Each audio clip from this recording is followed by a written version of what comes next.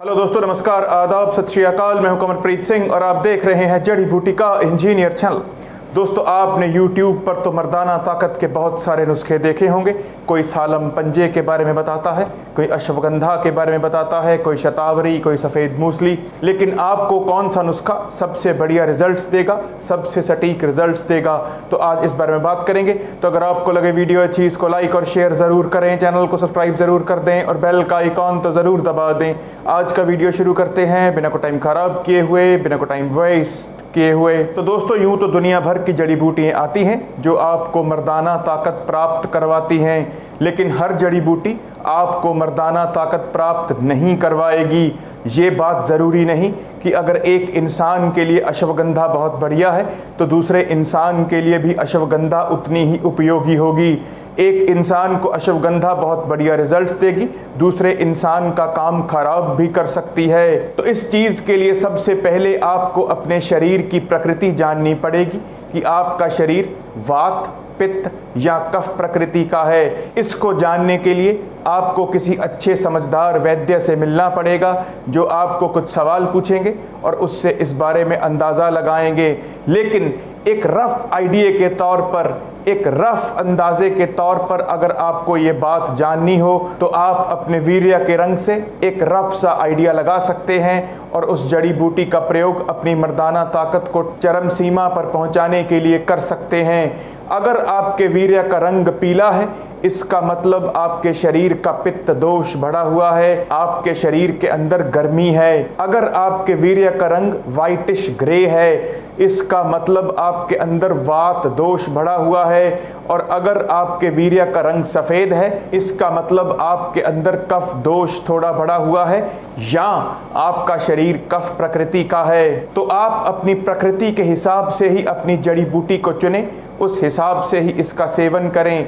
अगर आपका शरीर कफ प्रकृति का हो फिर आप कौच बीज या गोखरू का सेवन कर सकते हैं। वैसे ये दो ऐसी चीज़ें हैं, कौच बीज और गोखरू, इनका सेवन कोई भी इंसान कर सकता है, चाहे उसका शरीर वात प्रकृति का हो, चाहे उसका शरीर कफ प्रकृति का हो, चाहे उसका शरीर पित्त प्रकृति का हो। ये तीनों दोषों को शांत करते हैं, ये त्रिदोष नाशक हैं। अगर आपका शरीर वात प्रकृति का हो, मतलब आपके वीर्य का रंग वाइटिश ग्रे हो और आपके अंदर गर्मी नहीं, बात को ध्यान से समझ लीजिए, आपका वीर्य चाहे वाइटिश ग्रे रंग का ही हो, लेकिन अगर आपके अंदर गर्मी नहीं, फिर आप अकरकरा का सेवन करें। ये वात दोष को शांत करने में बहुत बड़ा रोल प्ले करेगा। आप कौच बीज और गोखरू का तो सेवन कर ही सकते हैं, वो एक बात अलग है। उसके बाद बात करते हैं, अगर आपके वीर्य का रंग वाइटिश ग्रे ही है और आपके अंदर गर्मी है, फिर आप सफ़ेद मूसली या काली मूसली, सालम पंजा या सालम मिश्री या शतावरी का प्रयोग कर सकते हैं। ये सब ऐसी जड़ी बूटियाँ हैं जो वात और पित्त दोनों को शांत करती हैं।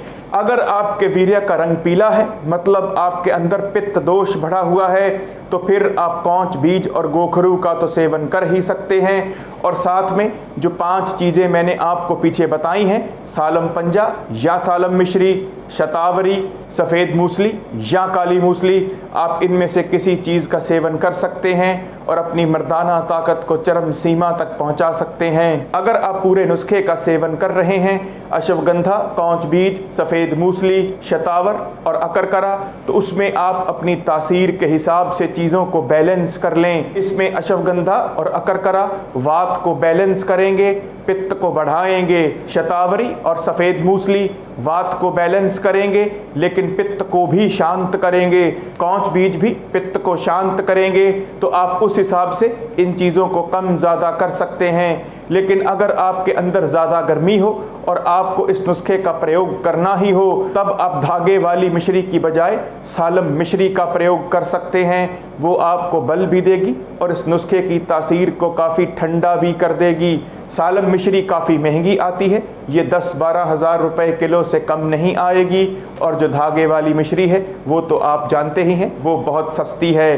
तो अपने वीर्य का रंग देखें और उस हिसाब से नुस्खे का प्रयोग करें, उस हिसाब से जड़ी बूटी का प्रयोग करें। आपको इससे एक रफ आइडिया हो जाएगा कि आपका शरीर वात, पित्त या कफ किस प्रकृति का है। तो आगे आपकी मर्ज़ी है। अगर आपको लगे वीडियो अच्छी, इसको लाइक और शेयर ज़रूर करें, चैनल को सब्सक्राइब ज़रूर कर दें और बेल का आइकॉन तो ज़रूर दबा दें। तब तक के लिए शब्बा खैर, नमस्कार, वंदे मातरम।